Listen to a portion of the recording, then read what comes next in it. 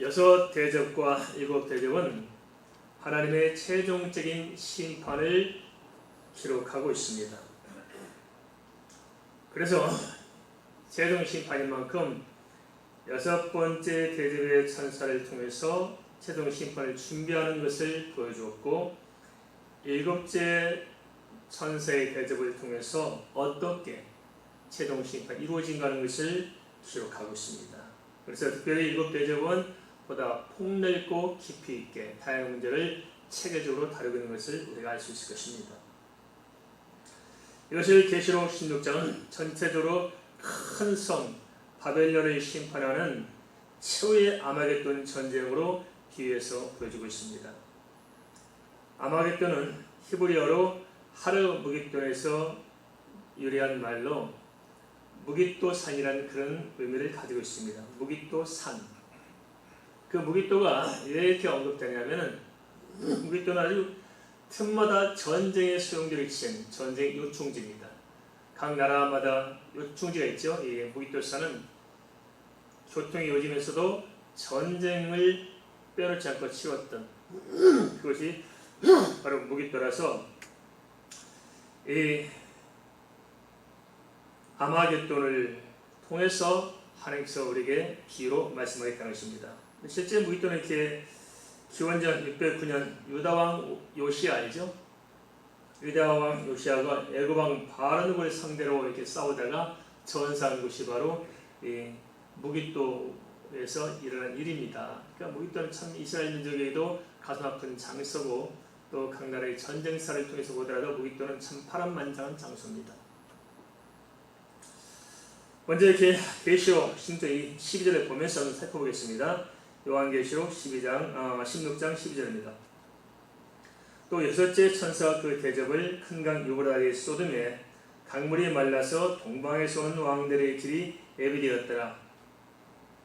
여기서 큰 강 유브라데가 나오죠. 유브라데 강은 그 강의 폭도로 치면 길이가 워낙 길어가지고 여러 나라를 이렇게 거쳐갑니다. 그러니까 여러 나라의 강이 꼬불꼬불 거치다 보니까 국경이 말축에 있겠죠. 근데 그 출발이 터키에서 출발되는데요. 참 묘하게도 그 유브라데 강의 터키의 수자원 정책의 실패와 또 연속되는 몇 년간의 감옥을 통해서 이제 이 유브라데강이 거의 말라간다고 그럽니다. 참 묘하죠. 성경도 하나님께서 마지막 일곱 대접의 심판 때 유브라데 강물을 마르게 한다고 하셨는데, 실제적으로 유브라데 강이 말라가고 있습니다.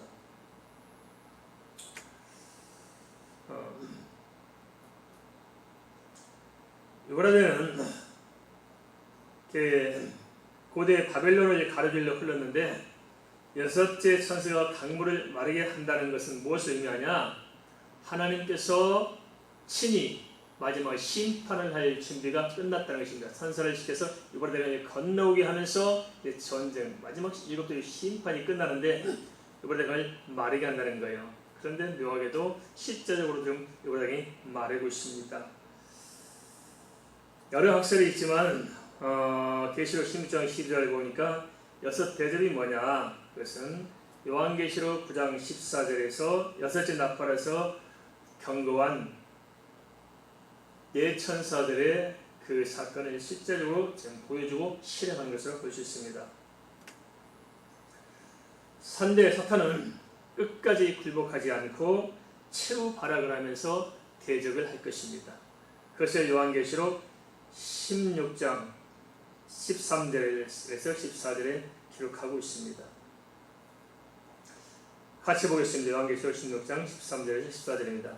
또 내가 보매 겨울이 같은 새 더러운 영이 용의 입과 짐승의 입과 거짓 선자 입에서 나오니 그들은 귀신의 영이라 이적을 행하여 온 천하 왕들에게 갔어 하나님과 전능하신 이의 큰 날이 있을 전쟁을 위하여 그들을 모으더라.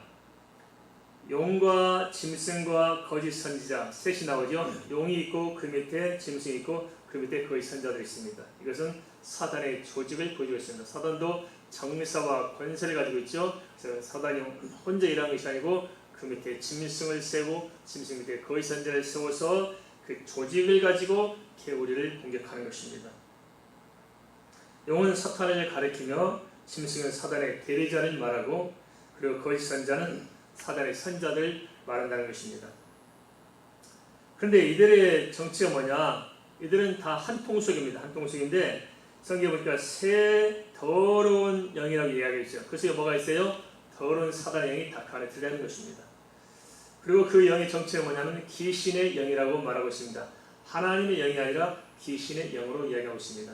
무당들이 막 귀신 영을 받으려고 그렇게 애쓰죠. 우리도 마찬가지로 우리도 신들려 있습니다. 믿습니까? 근데 신의 성격이 틀려요. 무당들은 무슨 신이 들려 있어요? 귀신이 들려 있고, 우리는 어떤 신이 들려 있어요? 성신이 들려 있는 겁니다. 성령으로 우리가 채워져 있는 것입니다. 그러니까 사실상 사람이 껍데기가 인간이 아니고 그 속에 있는 영적 정체성이 참 중요하다는 것입니다. 우리는 성령이 우리 안에 있기 때문에 우리 하나님을 자는 것이고, 다른 사람들은 귀신이 들어있기 때문에 귀신의 종들인 것입니다. 근데 가끔가다 또 예수 믿는 사람들이 또 이렇게 우리 그 지적인 영역이나 감정적인 영역은 공유질이잖아요. 사단이 들락날락 할 수도 있잖아요. 우리가 잘 분별하고 수방시켜야 되는데 그리 못하면은 예수 믿다면서도 보면 삶은 사단에 종전하는 사람들이 참 많고, 사단이 가져준 온갖 것들이 있잖아요. 음란하고 우울하고 뭔가 저항하고 불순종하고 뭔가 강박하고 거짓되고 부패하고 타락하고 뭔가 좀 어둡고 침침하고 짓눌리고, 다 사단의 영에 붙들려서 그렇습니다. 그걸 싹 쏟아버립시다. 다 끌어내야 됩니다. 있으니까 털어내야 됩니다. 이렇게 성도들이 레벨리코 기운 빠지고 누가 가져준 거예요? 하나님께서 만드신 거예요? 아니에요. 사단이 그렇게 만들어내는 것입니다. 잘 분별해야 됩니다. 그렇게 해서 사단이 어디로 끌고 가느냐? 결국 사단은 우리를 사단의 종들 하늘로 끌고 가는 것이고, 하나님께서는 결국 우리에게 성령 역사에서 어디로 끌고 가요? 천국으로 끌고 가는 것입니다. 그런 영적 투쟁이 우리 안에서 이렇게 끊임없이 벌어지고 있는데, 우리가 하나님 모신 처소가 어디냐면 우리의 마음입니다. 믿음이 어디서 나와요? 마음에서 나와요. 지혜가 어디서 나와요? 마음에서 나옵니다. 그 마음을 잘 다스려야 됩니다. 동의하십니까? 마음을 잘 다스려야 되는 거예요.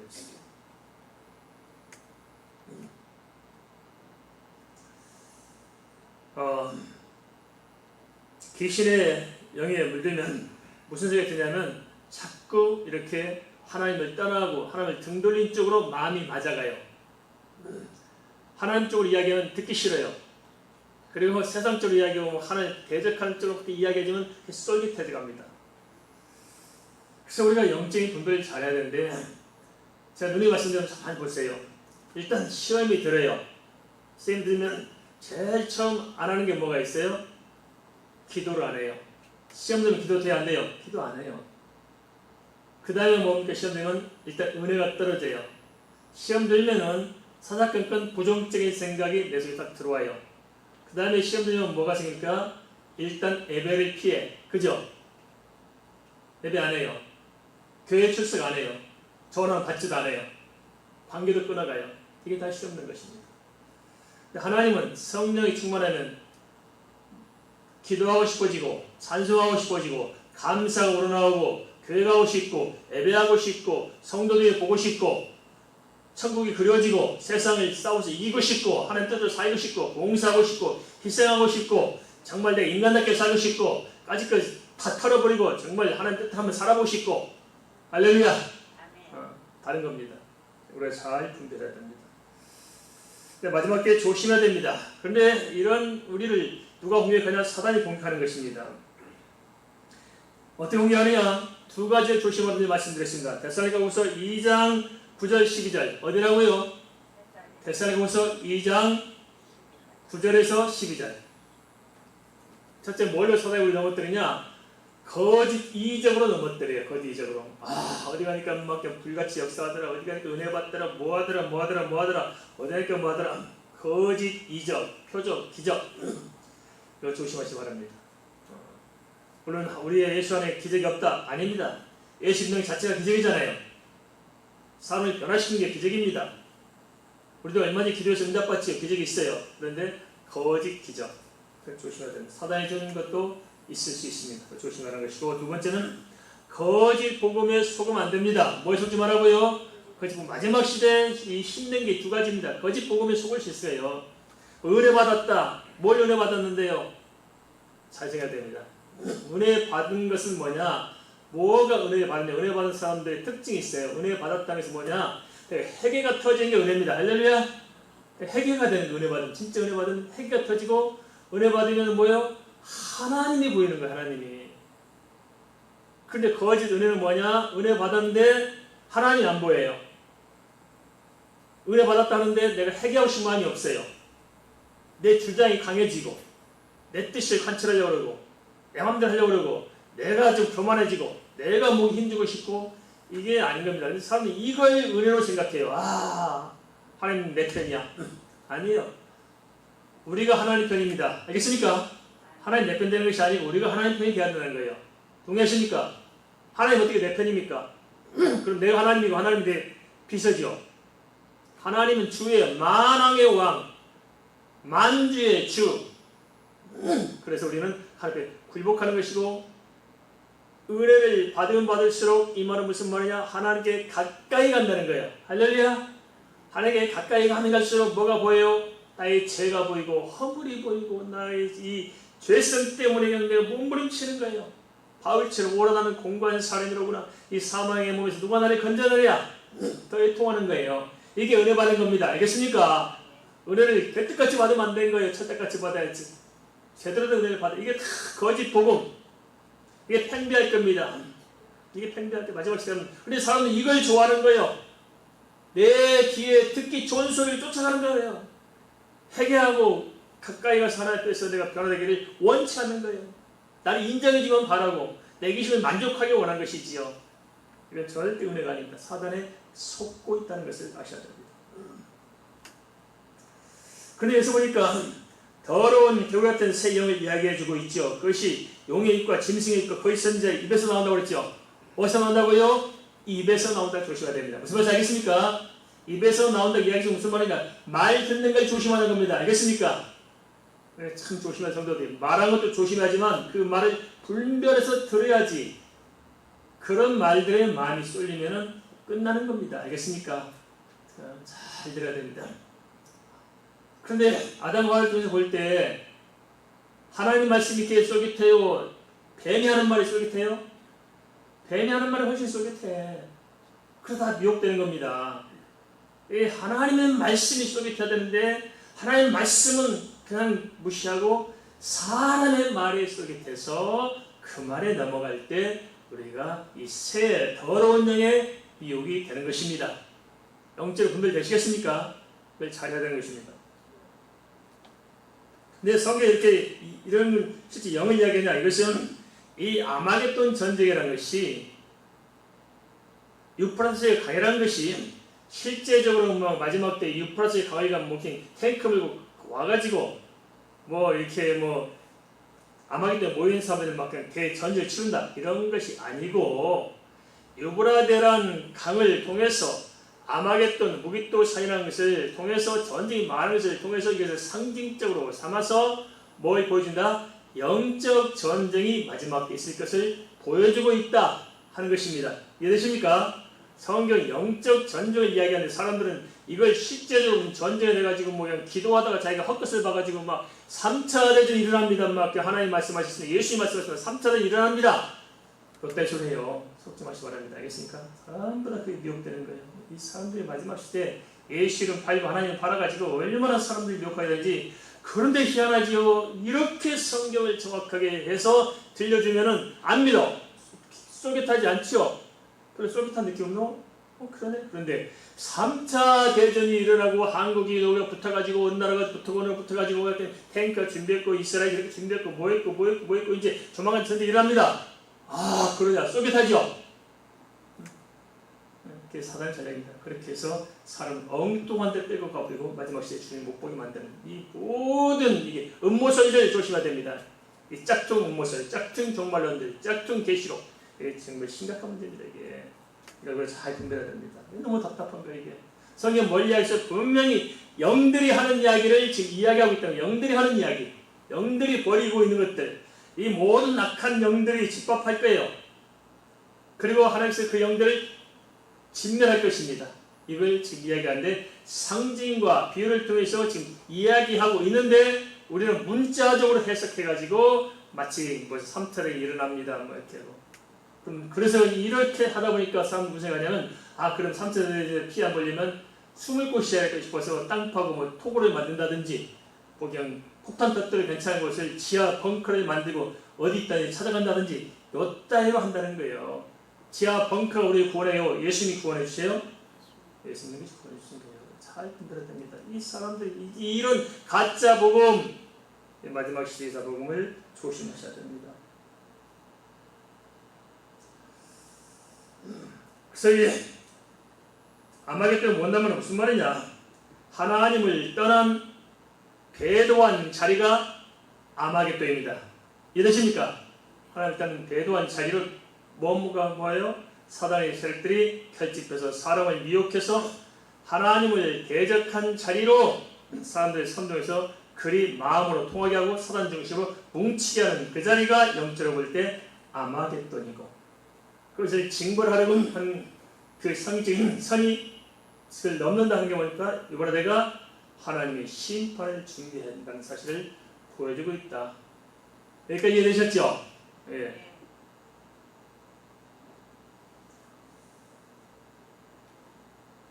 계시록 16장 14절 사단이 사용하는 원천하 왕대도 중국에 필요가 있습니다. 짐승들 사용하고 있습니다. 사용하잖아요. 얘들은 누구냐?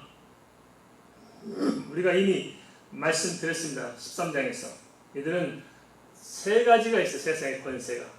세상의 권세가 뭐냐면 첫째는 정치적인 권세, 정치를 있어요. 정치적으로 움직일 수 있는 힘. 그 정치를 발휘할 수 있는 배후의 힘이 뭡니까? 물질적인, 경제적인 힘, 파워풀이 있는 것입니다. 그래서 대부분 우리가 두 가지가 세상을 지배해요. 물질의 힘, 정치의 힘. 그렇죠? 피 터지게 싸우는 겁니다. 정치의 주도권을 잡고자 싶어서. 피 터지게 일하는 겁니다. 그 물질의 원수를 잡고 싶어서. 두 가지가 지배해요. 그런데 문제는 뭐냐? 이 두 가지를 다 지면서 바다에 있는 용과 바다에 있는 짐승과 육지인 짐승이 서로 마음을 통해서 뭘 만들어요? 바로 종교적인 권력을 키우는 겁니다. 종교적 권력. 이게 사단의 뜻이에요. 종교적 권력. 그래서 종교적 권력이 이 물질의 권세와 정치의 권세를 가지고 종교를 하나 통합해가면서 순수 기독교를 무너뜨리는 종교통합운동을 벌이면서 이것을 해서 교회를 까부시고 자기들 중심의 종교로 통합하도록, 물론 다 통합 안 되겠습니다만 통합하도록 해서 궁극적으로 누굴 섬기냐? 사단을 숭배하는 것입니다. 사단은 종교를 만들고 그 종교를 통해서 사단이 숭배를 받는 겁니다. 제사하면 조상이 받아요? 귀신이 받아요? 귀신이 받고, 종교 행위하면 하나님이 받아요? 사단이 받아요? 사단이 받는 거. 이건 잘 알아야 됩니다. 그래서 이렇게 모아서 하나님이 아니라 하나님을 대적해서 자기 하나님을 되려고 했던 사단이 마지막까지 하나님 앞에 발악하는 것, 이것이 바로 마지막 전쟁을 가져오는 것입니다. 그러면 이들이 뭘로 넘어뜨릴까요? 우리는 그것이 바로 666표입니다. 알겠습니까? 666표. 그것이 666표예요. 666표는 뭐예요? 예수 버리고 사단을 숭배하도록 만드는, 예수와 마지막 매매, 곧 경제와 돈이냐 예수냐, 그래서 돈 때문에 예수 팔아먹게 만드는 이것이 666표다. 동의하십니까? 666표. 그 이만한 오른손에 그 사람 인격적으로 그 666표를 받는 거예요. 아이고, 그냥 예수 믿어 찌질하고 여기 없으겠냐, 그래서 적당히 하고 돈 쫓아가서 돈의 노예가 되는 것, 이게 바로 666표다. 그것이 이렇게 베리칩이나 이런 거 아니고 그런 시스템이 될 수 있고 보여줄 수 있겠지만 결국 뭐예요? 그 드러나는 그런 뼈딱지를 중요한 것이 아니고 그 속에 감춰있는 내용, 예수 팔고 배도하도록 만드는 그게 666표다. 그래서 우리는 잘 분별해야 됩니다. 그러면 사단의 영에 붙들린 자들이 노리는 사람들은 어떤 사람들일까요? 마지막 때가 되는 세상은 사단의 지배를 당할 것입니다. 지금 말씀하셨어요. 내가 올 때 믿음을 보겠느냐.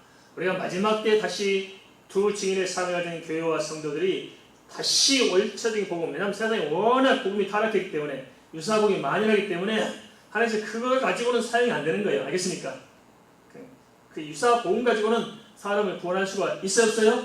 없는 거예요. 어떻게 유사복음 가지고 구원할 수 있는 거야? 예수 믿거나 절에 다니거나 뭐 가톨릭 다니거나 뭘 믿든지 다 하나님 한 하나님이고 통합된 그 종교 통합에서 나오는 그런 유사복음 가지고 사람을 구원할 수 없잖아요. 구원 오직 예수 그리스도 오직 한 분밖에 없는데, 그래서 그러면 그건 안 되는 거예요. 그래서 마지막 때 진짜 성경적 복음, 예수님께서 선포한 복음, 바울 사도가 예수의 말씀을 듣고 정리해서 선포한 그 십자가의 피 묻은 복음, 그걸 전파하는 일들이 생긴다는 거예요.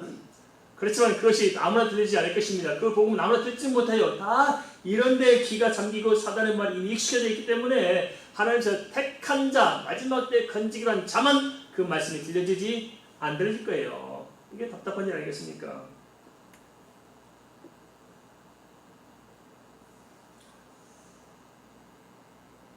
멀지 않아서 이슬람이 기독교를 추월합니다. 지금도 뭐 엄청나잖아요. 우리 예수 믿는 사람들은 자식들 안 나요. 뭐 혼자 사는 분 많고, 이슬람은 그냥 무조건 나요. 뭐 난데 나고 무조건 마늘 둘, 셋, 넷, 네 명까지 합법적이게 냈고, 또 그냥 다른 여자들 이방 다른 이슬람 아닌 그의 사람들에게는 간음에도 간통해도 그 합법적이에요. 아무나 막 싸지려고 다녀가지고 애 낳으면 되는 거예요. 이 사람들은 그냥 번성하면 되니까 이 사람들 법이. 그러니까 이슬람 아닌 사람들한테 막 그냥 기독교 뭐 붙잡고 막 꼬셔가지고 막 애 낳게 만들고 막 붙들어놓고 별짓 다 하는 거예요. 그래서 막 권리 태어나면 다 이슬람이 이렇게. 도덕이 뭐가 없습니다. 이 사단 집단들은. IS나 지금 탈레반을 우리 잘 지켜봤잖아요. 근데 이 IS나 탈레반하고 자유로운 나라 어딜까요? 미국도 보세요. 쌍둥이 빌딩을 그냥 하루치고 다 깨뜨려 보시잖아요. 미국 국방성을 그냥 펜타클로 공격해버리잖아요.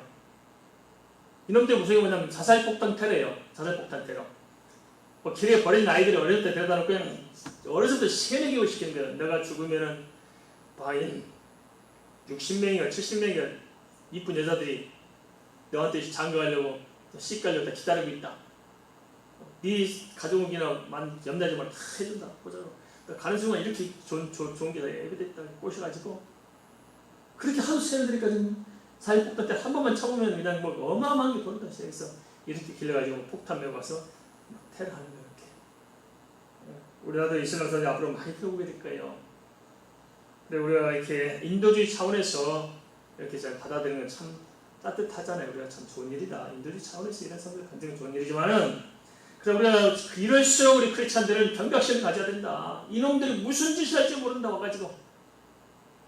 그 이슬람 사상이 바뀌어요? 절대 안 바뀌어요. 그래서 이놈들은 한 5번씩 무릎 그렇게 맨날 했다는데 바뀌겠냐고요? 안 바뀌어요. 웬만해서 안 바뀌어요. 다음 주 예수 믿게 해놓고 가보면 다 지내 나가서 가는 순간 예수가 없고 또 이 사람들도 이슬람이에요.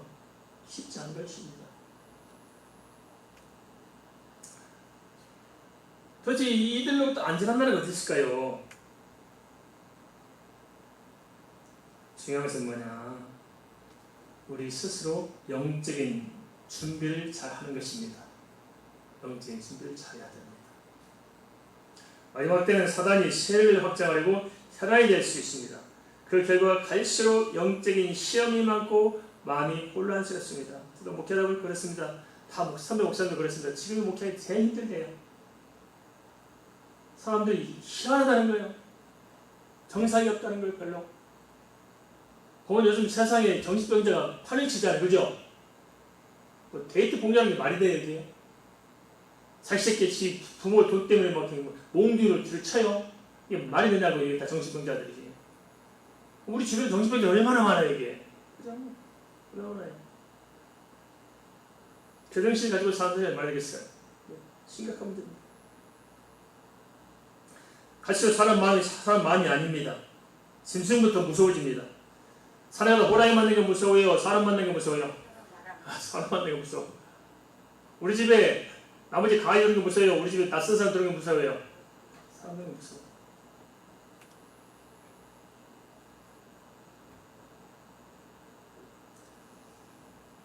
근데 문제는 우리 성도들입니다. 우리가 예수 믿는다고요? 너무 태만합니다. 성도들이 영적 힘을 잃게 될 것입니다. 가서 힘을 잃어가요. 껍데기만 신앙이지 맹수해가지고 힘을 잃어요. 그리고 서서히 교회를 떠나서 세상을 기웃거릴 것이다. 다시 살아가는 사람도 있을 것이고요. 이단에 빠진 사람이 있고 종교에 빠진 사람이 있고 자기 잘난 맛에 빠진 사람들이 부지기수로 들어갈 것입니다. 한 가지로 교회가 시끄러울 거예요. 절대 주의 말씀에 순종하지 않고 삐딱하게 들이받는 것을 취미로 삼는 사람들이 많을 거예요. 틈만 나면 들이받아. 들이받을 게 없을까 교회에서. 계속 찾아내. 뭘 들이받고 뭘 시비 걸고 뭘 물고 떨어질 것인가. 그런 데만 눈에 밝은 사람도 있어요. 그렇게 되는 거예요. 어느 교회나 어느 사람 세상은 완벽한 게 없어요. 내 눈에 띄면 덮어지고 기도하면서 함께 가야잖아요. 그렇죠? 하나님께 맡기고 그게 맞는 거지. 왜 그럴까요? 벌써 문제가 뭐냐? 교회가 문제인 것도 아니고 저 사람의 문제인 것도 아니고 내 마음의 심령이 지금 누구에 붙들렸어요? 서서히 사단에 지금 물들어가고 있다. 이 사실을 우리가 알아야 되는 게 정말 중요한 문제입니다. 그래서 계시록 2장 3장에서는 7교회를 향해서 미리 말씀해 주셨어요. 마지막 시대에 살아가는 방법이 뭐냐? 7교회를 통해서 말씀하신 것. 첫째는 성령의 음성을 들으라. 무슨 음성을 들으라고요? 성령의 음성. 사람 말 들어요? 성령의 음성을 들어요?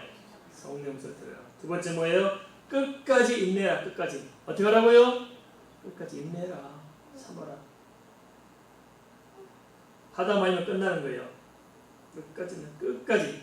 신앙이라는 것은 뭐냐? 구원이라는 것은 뭐냐? 완성이 되는 완성.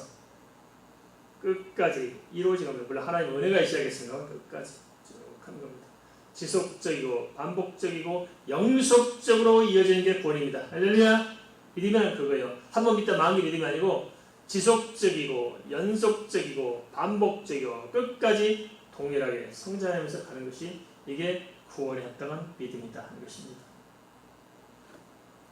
이어서 계시록 10장 15절을 봉독하겠습니다. 보라 내가 도둑같이 오리니 누구든지 깨어 자기 옷을 지켜 벌거벗고 다니지 아니하며 자기의 부끄러움을 보이지 아니하는 자는 복이 있도다. 주의 재림을 좀 이야기하고 있죠. 계시록 16장 12절 14절에 이어서 15절을 대하면 혼란이 생겨요. 말씀 읽다 보면 혼란이 생기죠. 왜냐하면 뜬금없이 그냥 종말의 심판을 이야기하다가 엉뚱한 말씀이 다가오잖아요. 그러니까 왜 그럴까? 성경이 잘못된 게 아니냐? 성경이 다시 없구나 이런 생각할 수 있다는 것입니다. 그런 아닙니다. 성경은 하나님께서 직접 성령의 감동에 작성하셨기 때문에 구조도 완벽합니다. 믿으십니까? 성경은 완벽한 거예요. 그래서 그 자리에 꼭 필요한 말씀이기 때문에 그 자리에 기록하도록 하신 것입니다. 그래서 뭐냐?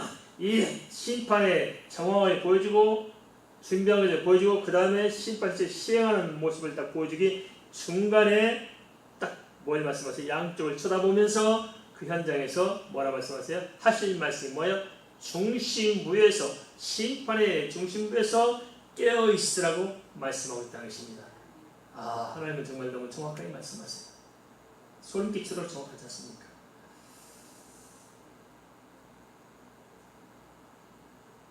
왜요? 깨어있지 아니하면 이 심판이 임할 수 있다 하는 것입니다. 나팔 재앙은 예고도 없이 시작될 것입니다. 하나님께서 미리미리 이 교회 시대에 말씀하신 이유가 뭐냐? 불신자는 듣고 회개하고 성도는 경각심을 가지고 믿음을 잃지 마라. 이때가 사실적으로 곧 다가올 것이다. 그래서 준비시키고 있다는 것입니다. 한 가지 알아야겠습니다. 근데 깨어있는 것이 내 마음대로 돼야 안 돼요.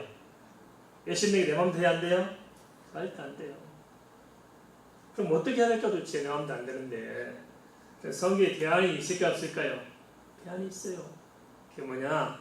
디모데전서 4장 5절 말씀과 기도로 거룩해진 것입니다. 무엇으로 거룩해요? 말씀과 기도로 거룩해져요. 엉뚱한 말씀 붙들고 있기 때문에 거룩하지 않는 거예요. 엉뚱한 것만 구하고 있기 때문에 거룩하지 않는 것입니다. 하나님의 말씀 붙들고 하나님 앞에 합당하게 기도하고 살 때 우리가 거룩해질 것입니다. 성령으로 충만하게 됩니다. 깨어있는 신앙이 어떤 것일까요? 그것은 믿음의 정체성 다시 잡혀야 됩니다. 깨어있는 신앙 말씀드리게 잘 정리합시다. 깨어있는 신앙이 뭐냐? 첫째는 뭐냐? 믿음의 정체성이 분명해야 돼요. 뭐가 분명하다고요? 믿음의 정체성이 분명해야 깨어있는 신앙이에요. 그 정체성이 뭐냐? 주님이 나의 주님이시고 그분이 나의 그리스도인 것이 정확하고 믿어지고 의무심이 없고 확실할 때 그게 깨어있는 신앙입니다. 알겠습니까? 그런데 성도를 보면 주 예수가 나의 그리스도 해놓고는 살길 지 마음대로 살아. 이게 예수 믿는 거 안 믿는 거예요? 안 믿는 거예요. 그것은 아직 거듭난 거예요? 아닌 거예요. 이걸 정확히 해야 되는 것입니다. 알겠습니까? 주님이 나의 주님이 된 사람이 거듭난 것이지 내가 주인인데 거듭났어요? 아닌 거예요. 이걸 잘 알아야 된다. 그게 정체성 바라야 되는 것이고, 두 번째는 뭐냐? 방향성을 잘 가져야 돼. 신앙의 방향성들. 이 땅에서 우리는 뭐 은과 금을 구하는 것이 아니고 예수 그리스도 이름으로 일어난 것이거든요. 이 땅에 밭을 잘 가꾸는 것이 아니고 밭에 감춘 보화를 발견하는 게 신앙이에요. 그래서 우리는 예수 믿고 사나 안 믿고 사나 이 땅에서는 살아가는 거예요. 다른 게 뭐냐? 세상 사람 이 땅만 보고 살지만 우리는 눈을 들어서 제 보호자를 바라보고 신령한 은혜를 쫓아서 천국 보고 사는 거예요. 이 방향성이 다른 겁니다. 동의하십니까? 이건 세상 사람이 가질 수 없는 거예요. 이 방향성이 설정될 때 여기에서 하나님과 코드가 맞아서 하는 은혜가 오는 것이지 세상에 방향을 맞추고 있는데 하나님 은혜가 있어요? 안 되는 거예요. 은혜 못 받는다 하는 사람들은 뭐냐? 이 방향성을 못 맞추고 있는 거예요. 여전히 세상을 쫓아가는데 무슨 은혜가 있겠어요? 배락부자들 만족하겠어요? 뭐 출세자들 만족하겠어요? 안 되는 거예요. 이게 하나님께 코드가 맞서 방향을 설정할 때 하나님께로부터 주는 신의 은혜 가운데 우리가 기뻐하고 즐거워하고 자유할 수 있다는 것입니다. 동의하십니까? 그걸 잘 맞춰야 되는 것입니다. 그 다음에 세 번째는 영적 분별을 잘해야 됩니다. 영적 분별. 분별이 참 어렵죠? 영적 분별을 잘해야 되는 것입니다. 그 다음에 네 번째는 우리 영적인 성향이 참 중요해요. 영적 성향. 그래서 성경에 안 나온 다음에 영성이라는 말을 말씀이 있습니다만 좀 설명해 좋을 것 같습니다. 영적인 컬러. 우리 신앙의 컬러가 있죠? 그 중에서 성경에 말하는 중요한 게 뭐냐면 진실성입니다. 뭐라고요? 진실성입니다. 진짜 예수 믿는 사람은 진실해요. 사단은 거짓되고. 영적인 컬러가 사람답게 하면 진실함이 느껴져야 됩니다. 알겠습니까? 진실 안 느껴진다? 그 문제가 있어요. 진실은 뭡니까? 예수 그리스도를 닮은 온유하고 겸손한 성품을 통해서 드러나는 거예요. 이렇게. 진실한 거 이렇게. 사람 딱 되면 진실한 거 있고 사람 혼란스러운 사람 있죠? 본인 몰라도 우린 다 알아. 나무 알아요. 진실한 거예요. 진실한 거. 그 다음에 뭐가 중요하냐? 다섯 번째로 믿음의 증거가 따르는 거예요. 뭐가 따른다고요? 믿음의 증거. 믿음의 증거가 뭐냐? 우리 자꾸 무슨 내가 사업하다 이제 해주고 돈 잘 벌어집니다. 우리 아들이 취직했어요. 이거 믿음의 증거를 말하는데 이건 세상 사람들도 그런 일이 있어요? 없어요? 있죠. 예수 안 믿어도 출석 성공한 사람이 있다고요. 우리가 들어간 사람 많아요.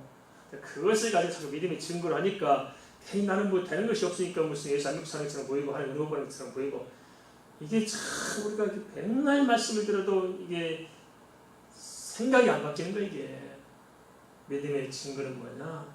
어떠한 시대, 어떤 상황, 어떤 관계에 있을지라도 주 예수께서 내 안에 그리스도가 되시면은 내 인격과 내 삶이 바뀌게 되어 있습니다. 할렐루야! 질적으로 바뀌는 것입니다. 질적으로. 이게 바로 믿음의 증거입니다. 동의하시죠? 이게 중요하십니다. 우리 말씀드립니다. 지금까지 잘못된 습성을 가지고 산다면은 우리는 다시 생각해야 됩니다. 지금은 시기적으로 볼 때 보따리 싸고 예수 믿을 때입니다. 보따리 싸고 예수 믿을 때요. 세상에 속지 마시고 나에게 속지 마시고 사단에 속지 마시기 바랍니다. 세상에 속으면 안 돼요. 세상 같이 쫓아 살면 세상에 속는 것이고 나에게 속지 마세요. 나에게 속지 말라면 무슨 말이냐? 내 의, 내 자존심, 내 생각, 내 주장 가지고 살면은 이건 나에게 속는 것입니다. 사탄에 속지 말라는 것이 무슨 말입니까? 주의 복음을 등지고 사단의 음성을 쫓아가는 것? 이게 사단이 속는 것입니다. 미혹, 거짓 기적, 거짓 이적, 이사복음, 말도 안 되는 엉뚱한 소리 듣고 쫓아가는 것 사단이 속는 것입니다.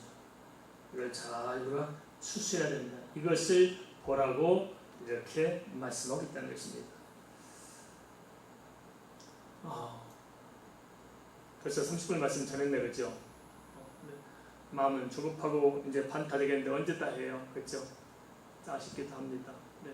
조금만 더 하고 마치고요. 제가 아침에 이렇게 어제 저녁에 이렇게 보내드렸죠. 이게 말씀 전문을 타이핑 다 해가지고 전문을 보내드렸거든요. 그걸 아마 좀 보내줄 설교 다 그냥 마칠 거예요. 하다가 마칠 거예요. 다 못해요. 이게 시간이 뭐 한계 있고 제 욕심껏 그냥 주고 싶으면 다 작성했는데 뭐 시간이 한계 있어서 다 못하니까 제가 말씀을 보낸 걸 쭉 읽어보면 정리가 될 줄 믿습니다. 사실 말씀 이것이 은혜가 되지는 않을 거예요. 그렇죠? 하나님 주의 말씀을 선포하는 자리에 성이 역사하기 때문에 우리 읽다가도 은혜 받을 수 있겠지만 성령이 은혜 주시겠지만 선포하는 자리에서 성이 역사하시기 때문에 이 대면 예배가 필요한 겁니다. 대면 예배가 하지 않으면 그 은혜가 전달이 안 돼요. 그래서 그렇지만은 참고하라고 이렇게 보내준 것이니까 하고 또 요한계시록이 이렇게 워낙 어렵게만 느껴지니까 미리 말씀 보내주고 쭉 몇 번 읽어보고 오면 말씀 들려지죠. 그러라고 된 것이지 그 안에 뭐 은혜가 그래 별로 좀 사실 뭐 선포하는 자리에서 성령이 역사하셔서 내 영적인 음성을 들을 말씀을 듣게 하신 것입니다. 그러니까 그래도 아시니까 다 못 자니까 잘한 만큼 잘하고 나머지는 그 설교를 좀 읽어보시고 또 다음 주에 또 이어서 하도록 해야 할 수밖에 없는 것 같습니다.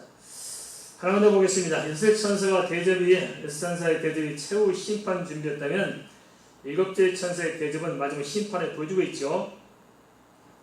계시록 16장 16절 18절 말씀 보겠습니다. 새 영이 히브리어로 아마겟돈이 하는 곳으로 왕들을 모으더라.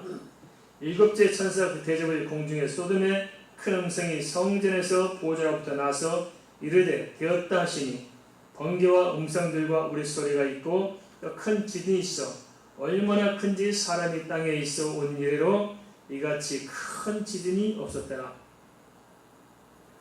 사단은 끝까지 하나님을 대적하기 위해서 아마겟돈으로 세력을 집결시킬 것입니다.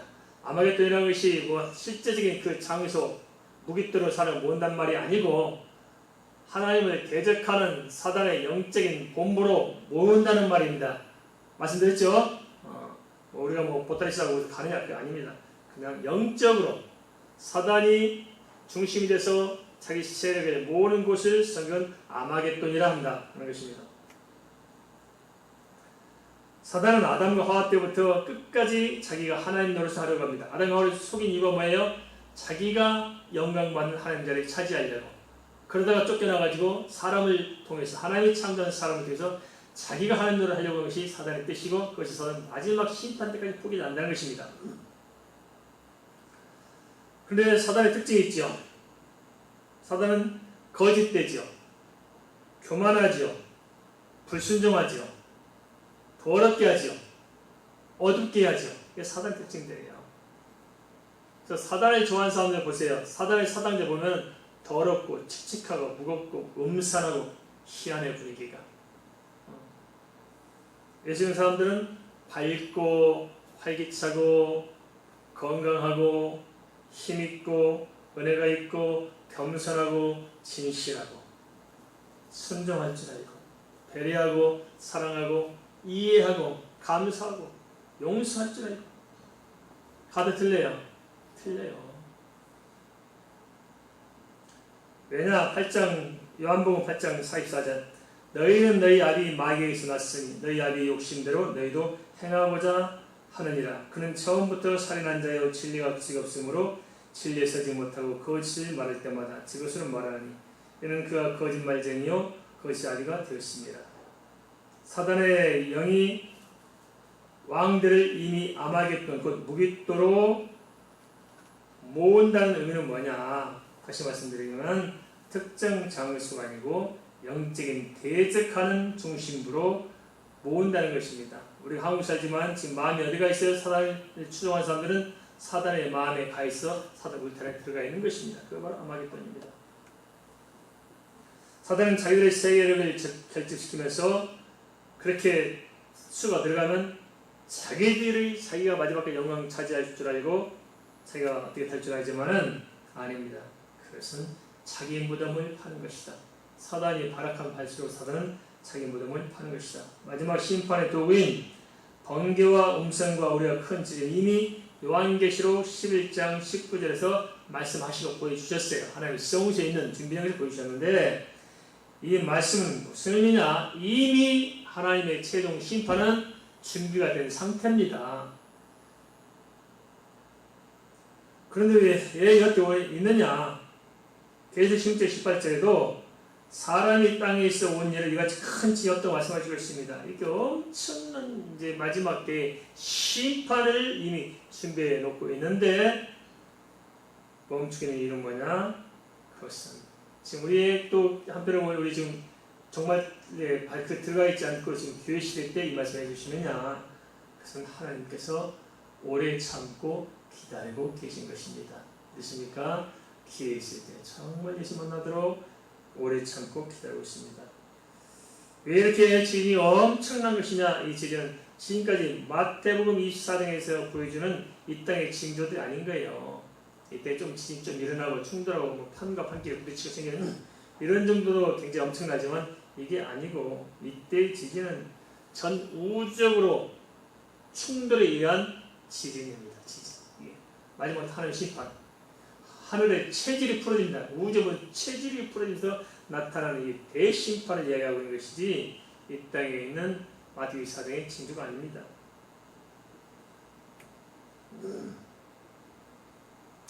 왜 이런 엄청난 지진이 날까요? 그것은 이제는 끝난 겁니다.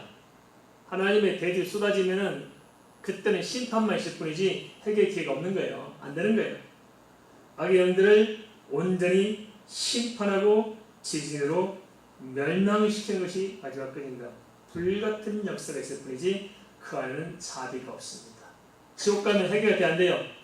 안 돼요. 지옥 갔다 다시 해결하고 천국 갈 수 있어요? 안 돼요. 이렇게 말하는 것은 다 사단의 한 짓들입니다. 면접 파는 거 그거 다 사단의 한 짓들이잖아요.